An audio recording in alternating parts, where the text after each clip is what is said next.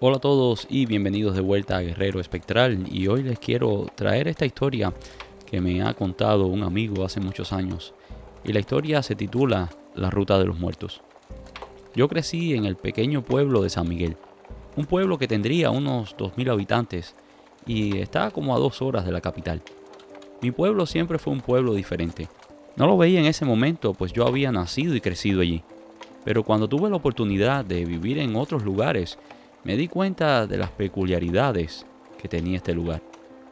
Desde que yo era niño, siempre nos decían nuestros padres que el camino que estaba por detrás del cementerio nunca debería ser usado en la noche.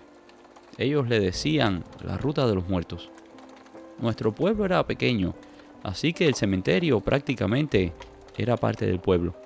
Según las tradiciones antiguas, los cementerios siempre se construían a las afueras de las ciudades, alejados de la población para evitar cualquier tipo de contagio de enfermedades, pero lo suficientemente cerca como para que los vivos no se olvidaran de sus muertos.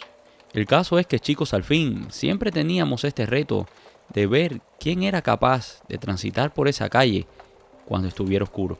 Incontables eran las historias que se contaban de aquel tramo de vía. Los más viejos aseguraban que en ese lugar se aparecían difuntos y otros seres. Otros decían que ahí incluso se aparecía el propio maligno para hacer negocios con quien estuviese dispuesto a entregar su alma. Los más escépticos, que eran bien pocos, decían que aquello eran locuras y habladurías de viejos, que aquel era un pedazo de carretera abandonada como otro cualquiera. Pero cuando yo cumplí los 15 años, me di cuenta de que definitivamente aquel lugar era cualquier cosa menos ordinario. Yo tenía unos amigos que vivían en el pueblo vecino. En mi pueblo, la verdad, no abundaban las personas de mi edad. La mayoría eran personas mayores. Así que siempre, en las tardes, me iba a pasar tiempo con mis amigos en el pueblo vecino. Nos separaban tal vez unos 2 o 3 kilómetros por la carretera principal, pero por la carretera del cementerio era a poco más de 1 kilómetro. Esa infame carretera la usaban algunas personas durante el día para ir y venir al otro pueblo, pero después que atardecía, la gente no iba por aquel camino. Recuerdo que en el mes de diciembre se estaba celebrando las fiestas patronales del pueblo vecino. Aquellas fiestas duraban casi 2 semanas, y yo, chico al fin, me iba para allá todas las tardes a rumbear con mis amigos. Y mis padres no se oponían, siempre y cuando yo estuviese en la casa a las 11 de la noche. Aquella era una de las inquebrantables reglas de mi padre. Si llegabas después de las 11, podías estar listo para ser sometido a castigos severos. Podrían ser azotes de cinto o que me dejaran castigado por 2 o 3 semanas sin salir de la casa. Así que para evitar aquello, yo era súper puntual. A las 10:30 de la noche salía del pueblo para llegar con suficiente tiempo a la casa. La última noche de la fiesta del pueblo fue inolvidable para mí, por 2 sucesos muy importantes en mi vida. El primero, porque fue la noche en la que conocí a mi novia, a la que es ahora mi esposa. Y el segundo, por el relato paranormal que les voy a contar hoy. Mi novia en aquel tiempo estaba de visita en el pueblo vecino. Estaba disfrutando de las fiestas y visitando a unos familiares. Su prima Mari, que era una de mis mejores amigas, fue quien me la presentó. La conexión entre los dos fue casi instantánea. Recuerdo que nos quedamos hablando mientras nuestros amigos se divertían en la fiesta. El tiempo se nos pasó volando, y cuando vine a ver, estaban sonando las campanas de la iglesia. Estaban marcando las 12 de la noche en punto. Casi me da un infarto, pues sabía que estaba atrasado y ya no había manera de que llegara a tiempo a la casa. Mi padre se iba a poner muy furioso. Me excusé con la chica e intercambiamos números de teléfonos. Le dije que me gustaría seguir en contacto con ella, que la había pasado muy bien. La chica también me dio su dirección y en realidad no estábamos tan lejos. Ella vivía en la capital. En medio de todo esto fui a la casa de mi amigo donde guardaba mi bicicleta. Tomé mi bicicleta y salí de ahí lo más rápido que pude. Sabía que no podía ir por la carretera principal o perdería más tiempo. Así que decidí ir por el atajo, por la carretera del cementerio. Yo sé que llegaría tarde igual, pero al menos sería menos tiempo. Tal vez mi padre sería más condescendiente y me castigaría menos fuerte. En mi alocada carrera por llegar a tiempo a la casa, olvidé las cosas que se hablaban de aquella carretera. Solamente quería llegar y evitar el castigo de mi padre. Tal vez había avanzado como medio kilómetro. No estaba tan lejos del pueblo, pues todavía podía escuchar la música de la fiesta. De ahí en adelante se comenzó a poner muy oscuro, tal vez porque me estaba alejando de las luces de la pequeña ciudad, o tal vez porque las nubes habían tapado la luna. El caso es que todo estaba súper oscuro, y en ese momento me vino a la cabeza todas las cosas que se decían de aquel lugar. Tal vez no fue la mejor idea haber tomado aquel camino, pero igual ya estaba ahí, y si regresaba iba a perder más tiempo todavía, y lo que me esperaba en la casa sería aún peor. Pedaleé tan fuerte como me lo permitieron mis fuerzas. El aire frío me cortaba el rostro, pero el resto de mi cuerpo estaba como adormecido. No sé si por el pánico o por el esfuerzo físico que estaba haciendo. Y de pronto la rueda delantera tropezó con algo. Aquel tropezón me mandó volando por los aires. No había caído en el suelo todavía cuando ya estaba en pie. Los nervios no me dejaron ni siquiera sentir dolor.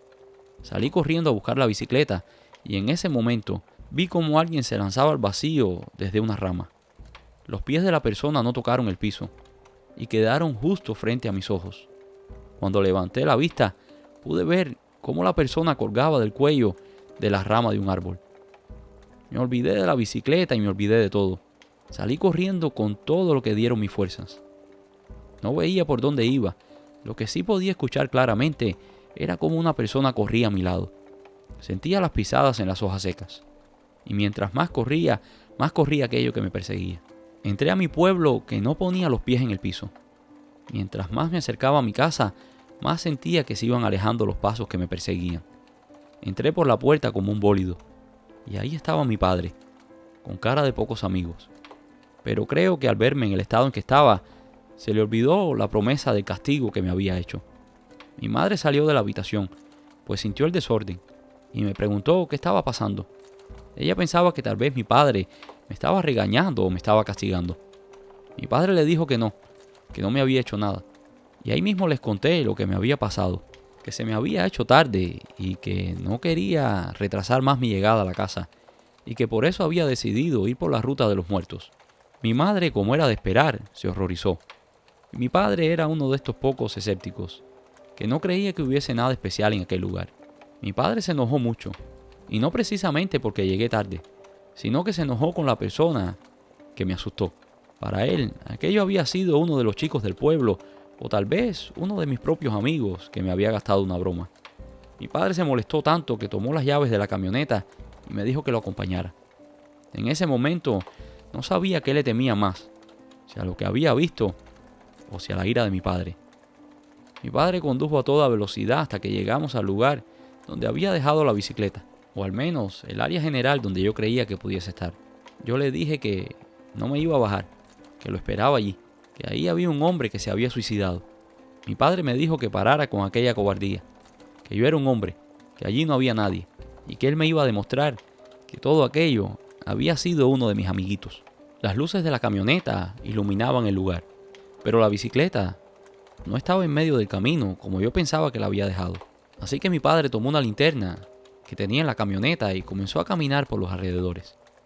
Y ahí encontramos la bicicleta, recostada a un árbol. La bicicleta, en efecto, mostraba daños en la rueda delantera, pero estaba recostada ahí, como si alguien lo hubiese recogido del camino y la hubiese puesto en aquel lugar. Mi padre, maldiciendo y refunfuñando, tomó la bicicleta y la puso en la parte trasera de la camioneta. Allí me echó una tremenda refriega. ¿Ves? Por eso no me gusta que andes por ahí solo. Siempre hay algún cabrón que está dispuesto a hacer de sus payasadas. Por mucho que traté de explicarle a mi padre y de razonar con él seguía ahí empecinado de que aquello había sido una persona. Aquello no había sido más que mi imaginación, que nadie se había ahorcado enfrente de mí, que allí no había muerto ninguno. Incluso me hizo bajar de la camioneta y alumbró con la linterna el lugar donde yo decía que se me había aparecido el cuerpo. Allí no había nadie. Le dije que tal vez la misma persona que recogió la bicicleta había bajado al difunto. Él me dijo que era imposible, que una sola persona no podía haber hecho eso. Y además, si lo hubiese hecho, los hubiéramos visto en el camino. Así que me dijo que me dejara de pendejadas y que me montara en el carro. Y que el miedo era para las mujeres. Cuando me dijo aquellas cosas, la verdad no dije nada más y me quedé callado.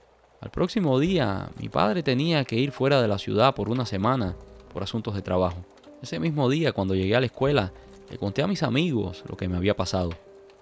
Bueno, algunos me decían que estaba inventando, otros que estaba loco, y dos de ellos, los más cercanos, me creyeron. Sabían que yo estaba diciendo la verdad. Ellos sabían que yo definitivamente había visto algo. Así que decidimos ir hasta el lugar después que saliéramos de la escuela, a ver si encontrábamos algún tipo de prueba o de indicio de que allí hubiese pasado algo. En el momento en el que yo pasé en la bicicleta, serían como las 5 o las 6 de la tarde cuando llegamos al lugar y comenzamos a buscar en las inmediaciones del lugar. Efectivamente, ahí encontramos el lugar donde se había derrapado la bicicleta. Se veían los rayonazos en el pavimento. Yo les conté que había salido volando de la bicicleta, que había caído a unos escasos metros de aquella cuneta. Así que comenzamos a mirar en los árboles cercanos, buscando algo. Llegamos a uno en específico. Parecía medio seco, como que ya no tenía vida, como si le hubiese caído un rayo. La verdad, todos nos quedamos de piedra, pues en una de las ramas había una vieja soga. Una soga a la que le habían cortado la punta, pues la punta estaba como deshilachada. Pero fácilmente aquella soga llevaría allí unos 15 o 20 años. Se la mostré a los chicos y enseguida comenzamos a hacer deducciones y a presentarnos nuestras teorías. Tal vez aquello había sido el espectro de una persona que se había quitado la vida allí. Tal vez la soga había estado allí para otro propósito y alguien se olvidó de quitarla. Después de mucho debatirlo, decidimos ir a la casa de uno de mis amigos y preguntarle a su abuelo. Si alguien sabía lo que había pasado en aquel camino, era aquel señor, pues él era una de las personas más ancianas del pueblo y el señor era como la enciclopedia viviente de aquella población. Recuerdo que cuando llegamos a casa de mi amigo, ahí estaba sentado el señor Agustín, como de costumbre, sentado en el portal de su casa, fumándose unos puros. Allí se pasaba el día, veía cómo las personas iban y venían, hablaba con ellos y se enteraba de las últimas noticias del barrio. Cuando llegamos a la casa, le preguntamos sin más rodeos. Le preguntamos si él sabía que alguien se hubiese suicidado en aquel camino. ¿En la vía de los muertos? Sin duda. Varias personas se quitaron la vida allí. Pero hay un caso en específico. No recuerdo el nombre del joven. Aquí en el pueblo hubo un joven que era el hijo de la sacristana del pueblo. Emilio. Creo que se llamaba Emilio. Muy bien parecido. Tenía a todas las muchachas del pueblo detrás de él. Pero había algo que parecía curioso a la gente de aquí, y era el parecido del chico con el sacerdote. Eran como si fueran dos gotas de agua, como si fueran hermanos. La gente sospechaba que el sacerdote fuera el padre del chico, y se comenzó a esparcir el rumor de que alguien había encontrado a la sacristana besándose con el sacerdote dentro de la propia iglesia. Aquello fue un escándalo tremendo. Las personas más religiosas incluso se comunicaron con el obispo para informarle de lo que estaba sucediendo. La vergüenza cayó sobre la familia. Ahora todos decían en el pueblo que la mujer había sido infiel por años con el sacerdote. Dicen que el chico se deprimió muchísimo. Apenas se le veía en la calle. Pasó de ser alguien popular a ser alguien que causaba curiosidad y disgusto para otros. Para los más religiosos, aquel chico era la prueba viviente del pecado que había cometido el sacerdote. Algo que debía desaparecer de aquel pueblo. El esposo de la sacristana fue encontrado muerto en la casa. Dijeron los médicos que le había dado un infarto, probablemente por la presión y las habladurías de la gente. Pero desafortunadamente, aquella no fue la única tragedia. Días después, encontraron al chico colgando de un árbol. Unos dicen que él mismo se quitó la vida, y otros dicen que los fanáticos del pueblo decidieron callar aquel secreto a voces. Contaba a la gente que aparentemente la sacristana se fue del pueblo a vivir con el sacerdote cuando fue mandado a otra parroquia. Otros dicen que la sacristana solamente desapareció y nunca más se supo de ella. Lo que sí comenzó a ocurrir fue que decían los vecinos que el chico se le aparecía a las personas que transitaban por aquel camino. La escena que se mostraba era en el momento justo donde el chico se quitaba la vida. El nuevo sacerdote que fue asignado al pueblo fue hasta el lugar y bendijo el árbol donde el chico se había quitado la vida. Dicen que después de eso no se volvió a ver. Pícaro, Emiliano me preguntó: ¿y por qué me preguntas esto? ¿Acaso tú viste al chico? Le confesé que sí, y le conté lo que me había pasado la noche anterior. Me dijo que me cuidara y que era mejor no pasar por aquel lugar a altas horas de la noche, que incluso no recomendaba ni pasar por ahí de día, que aquel lugar estaba marcado, y no solo por la muerte del chico, sino por otras cosas peores que se hicieron ahí. Emiliano contó que aquellas tierras que colindaban con el cementerio pertenecían a un hombre que era muy malo. Incluso se decía que aquel hombre había hecho pactos con ustedes saben quién. El hombre construyó un pequeño batey para que sus trabajadores pudieran vivir allí. Un par de veces los hijos de los trabajadores se perdieron. Para ser exacto, fueron 3 chicos. 3 niños se perdieron y aparecieron después muertos en un pozo que había en la propiedad. Dicen que el hombre sacrificó a aquellos niños a cambio de tener poder y dinero. Otros dicen que el hombre no necesitaba ni poder ni dinero, porque tenía de aquello en abundancia, sino que era un sacerdote del oscuro. Nadie sabe en realidad cuál fue el fin de aquel hombre. Lo que sí se sabe es que no dejó heredero, y que cuando falleció, aquellas tierras se perdieron para siempre, y nadie nunca tuvo el valor de hacerse cargo de ellas. Cuando pasaron los años, la gente destruyó la inmensa casa que había construido aquel hombre, para borrar de la memoria de la gente el recuerdo de que allí vivió aquel hombre. Pero yo creo que hasta el día de hoy, aquel lugar sigue maldito. Se ven cosas, se oyen sonidos en las madrugadas. Yo mismo, contaba el anciano, tuve una extraña experiencia en aquella tierra. Cuando yo era joven, pastoreaba el ganado de mi padre, y la verdad siempre fui un poco perezoso. Mi padre quería que llevar el ganado hasta lugares muy lejos. Tenía que caminar mucho, y con los calores que había en aquellos tiempos, era imposible para mí.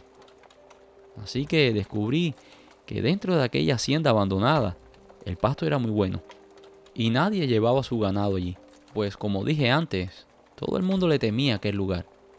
Yo comencé a llevar mis vacas ahí, y mi padre estaba muy contento, pues las vacas cada día estaban más gordas. Él me preguntó que qué estaba haciendo para que las vacas estuvieran así, que a dónde las estaba llevando, pero yo no le decía nada. Aquello seguía siendo un secreto. Mi padre me advertía una y otra vez que no fuera a llevar las vacas a comerle los cultivos a nadie, y especialmente que no las fuera a meter en los campos de caña, porque aquello le traería problemas. Yo le aseguraba que no, que las llevaba a un lugar donde había mucha hierba y ellas comían hasta saciarse. El caso fue que como 6 de las vacas de mi padre salieron preñadas a la vez. Aquello aumentaría mucho la producción de leche y también aumentaría el número de animales para mi padre. Mi padre estaba muy feliz. Durante la gestación de las vacas, yo las seguía llevando a pastar al mismo lugar. Las vacas seguían bonitas, fuertes y saludables. Finalmente llegó el día en que las vacas darían a luz. Inexplicablemente, todas las vacas dieron a luz el mismo día a las 3 de la mañana. Mi padre casi muere cuando vio los becerros. Eran animales deformes, nacieron como podridos, muertos. Incluso 2 de ellos tenían hasta gusanos. Mi padre se puso hecho una fiera. Dijo que todo era culpa mía, que dónde yo había llevado a los animales a comer, que algo habían comido que había infectado a los fetos. Mi padre tomó la fusta de su caballo y me dijo que si no le decía dónde las había llevado, me iba a matar a golpes. No teniendo otra opción, le confesé a mi padre lo que había hecho. Mi padre se puso como un loco y me dijo que nunca más volviera a llevar a los animales ahí, que aquel lugar estaba maldito y que de ahí nunca salía nada bueno. Yo la verdad no le creí, pensé que eran supersticiones de la gente del pueblo. Yo sé que era mucha coincidencia que se enfermaran todos los becerros, pero tampoco tenían que ser necesariamente por el lugar donde comieron las vacas. Pero después, hablando con otros campesinos, ellos me aseguraron que definitivamente el animal que entraba a aquellas tierras, sus crías, morían inevitablemente. Después que escuché todas las cosas que el Señor me contó, decidí no buscar más en el asunto. Mejor dejarlo todo así. Lo que sí no olvido jamás fue el sonido, la impresión de aquel instante, cuando el cuerpo del ahorcado cayó frente a mí. Y esto es todo por hoy. Espero que hayan disfrutado de esta historia. Si lo hicieron, déjanos un like, y si no lo has hecho todavía, por favor suscríbete. Recuerda también que puedes dejar tus comentarios, que puedes compartir tus historias con nosotros. Nos puedes escribir a nuestro email, que les voy a dejar aquí en la caja de la descripción. Muchas gracias y nos vemos en el próximo video.